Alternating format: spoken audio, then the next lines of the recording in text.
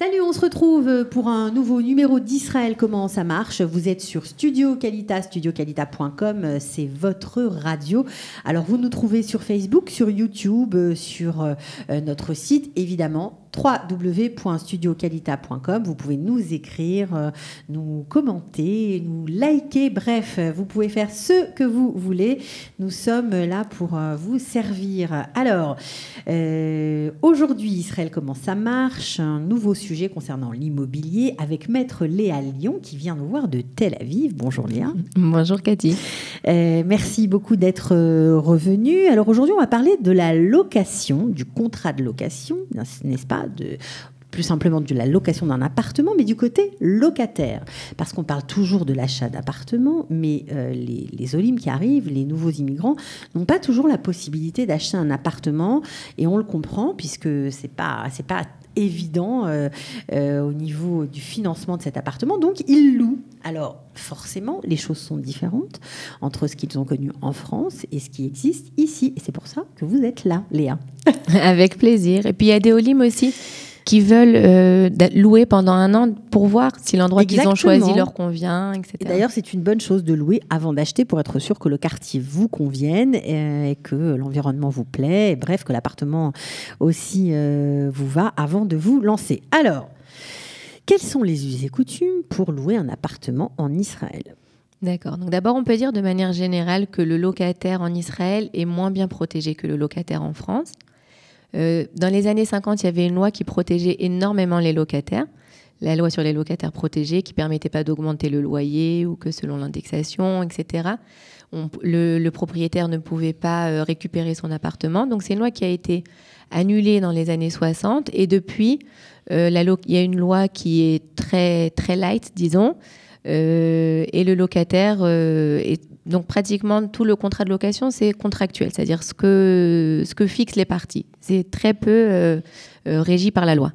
D'accord, ça veut dire que c'est un accord, on va dire, entre deux, un accord privé, et on s'entend sur des choses peut-être que notre voisin n'aura pas, mais sinon ça nous convient, que le propriétaire est d'accord, ça peut marcher. Exactement. Maintenant, il y a quand même des us et coutumes qui fixent quand même des contrats de location assez classiques, et après on peut...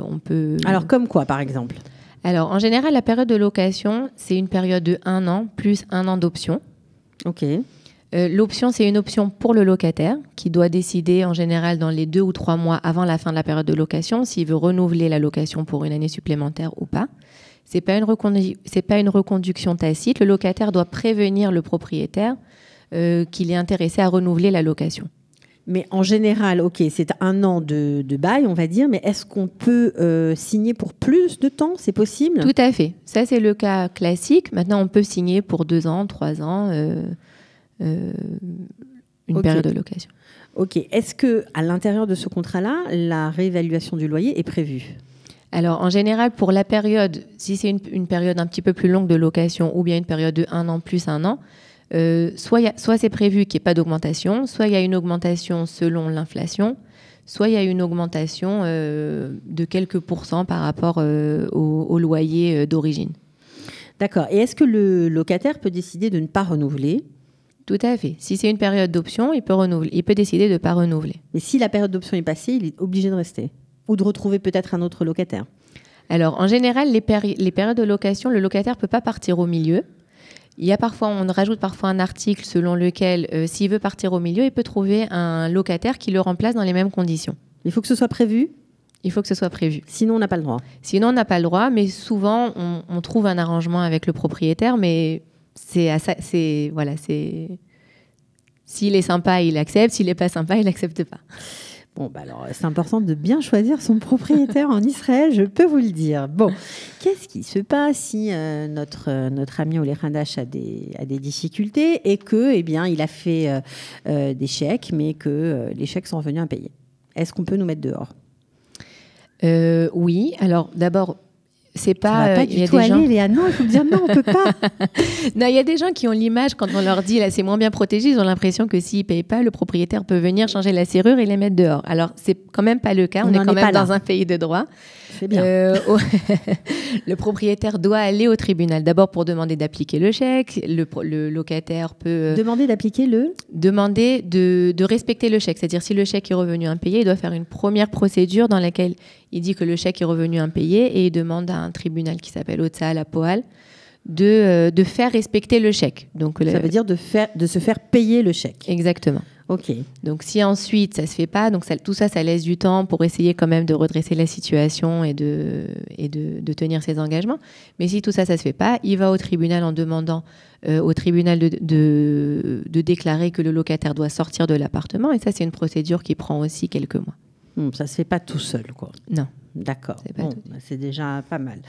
Et concernant maintenant, disons que tout se passe bien, que chacun respecte ses obligations, est-ce que le locataire peut demander au propriétaire, si par exemple son douche-mèche pète, si, je sais pas moi, ses robinets sont tout rouillés, ne fonctionnent plus, si la douche est bouchée, de venir et de s'occuper de ces réparations? Quelles sont plus généralement les réparations qui incombent exclusivement au propriétaire?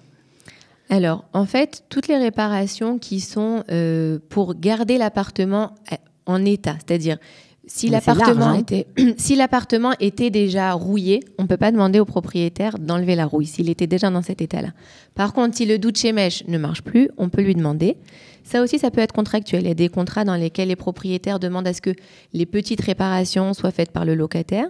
Et de manière générale, si les problèmes sont du fait du locataire, c'est-à-dire un locataire a cassé une fenêtre ou un locataire a ça, c'est à lui de réparer. Utilisé des lingettes qui ont bouché les canalisations, tout ça, si c'est du fait du locataire, c'est à lui de réparer. Sinon, tout le reste, tout ce qui est dû à l'usure de l'appartement, c'est au propriétaire de le réparer. Mais là, la frontière est un peu ténue, quoi. Ça peut prêter à dispute.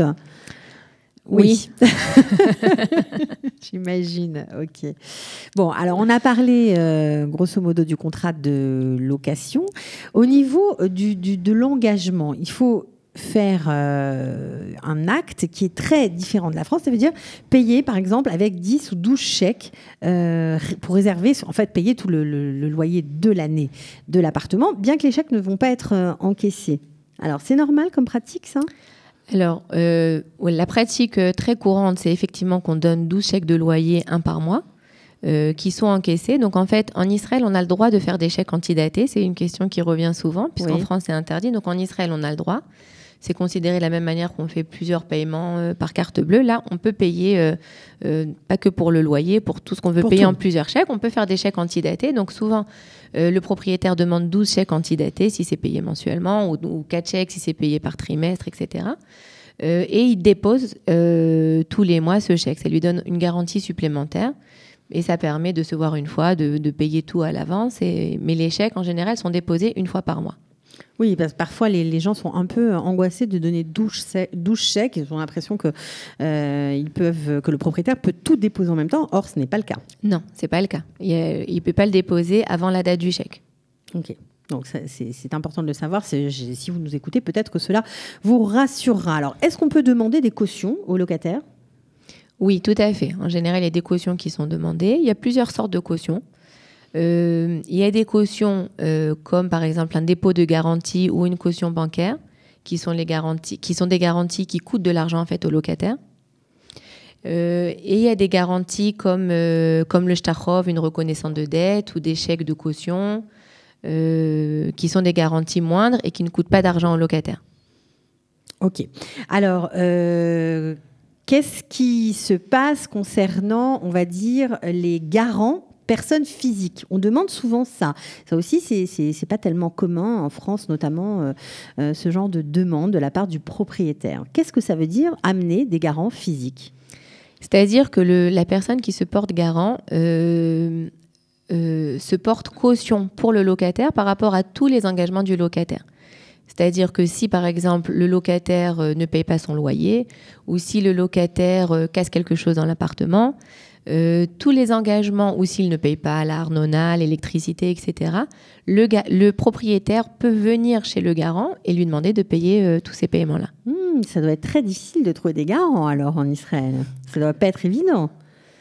En général, c'est les parents ou les frères et sœurs. C'est ça, parce que les gens ont peur de s'engager sur un terrain comme ça, un peu miné, parce que ça peut arriver d'avoir des soucis. Mais bon, d'accord. Alors, quand on n'a pas de famille, c'est plus compliqué. Il vaut mieux opter pour une caution bancaire. Exactement. D'accord, ok. Écoutez, Léa, je crois qu'on a fait un bon tour sur la question du locataire, du contrat de location en Israël. Voilà, donc évidemment, si vous avez des questions, n'hésitez pas. Vous pouvez nous écrire sur studiokalita.com. Vous pouvez liker sous la vidéo de Léa Lyon concernant ce sujet. En tout cas, merci d'être venu, de nous avoir éclairé sur ce sujet important et qui concerne beaucoup de monde. À bientôt, Léa. À bientôt. Bonne installation. Merci.